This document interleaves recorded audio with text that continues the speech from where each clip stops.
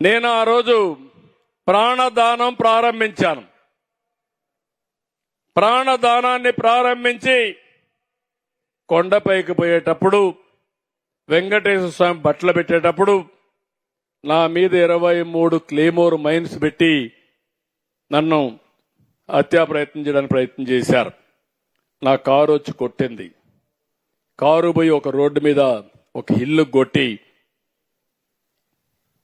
ఎట్లా బతికానో నాకే తెలియదు. సాక్షాత్తు వెంకటేశ్వర స్వామి దిగొచ్చి నువ్వు చనిపోతే నాకు అపవాదం వస్తుందనే ఉద్దేశంతో నన్ను బతికిచ్చాడేవో కానీ నాకు తెలియదు. అదొక మిరాకల్. అయితే నేను అప్పుడు కూడా హాస్పిటల్కి వచ్చి తీసుకొచ్చారు. అన్కాన్షియస్ గా వచ్చా. తీసుకొస్తే ఎస్పీని ఒక పక్క చూసా, ఇంకొక పక్క కలెక్టర్ని చూసా. ఏం జరిగిందన్నాం.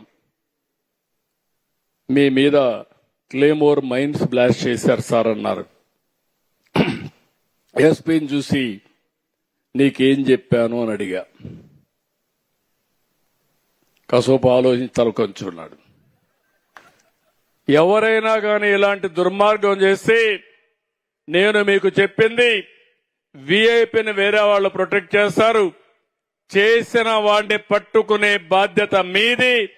చుట్టుపక్కలంతా కూడా కార్డన్ చేసి ఎవడూ తప్పించుకోకుండా ప్రొటెక్షన్ ఇచ్చే బాధ్యత మీదని చెప్పా. ఆ మాట చెప్పినప్పుడు సార్ అంటే నువ్వు అవసరం లేదు, కలెక్టర్ ఉన్నాడు చూసుకుంటాడు, నువ్వు వెళ్ళమన్నా. అంటే నేను ప్రాణాపాయం వచ్చినా నా డ్యూటీ నేను మరవలేదంటే అది నా పట్టుదలని మరొకసారి కొండే మీ అందరికీ విజ్ఞప్తి చేస్తున్నా.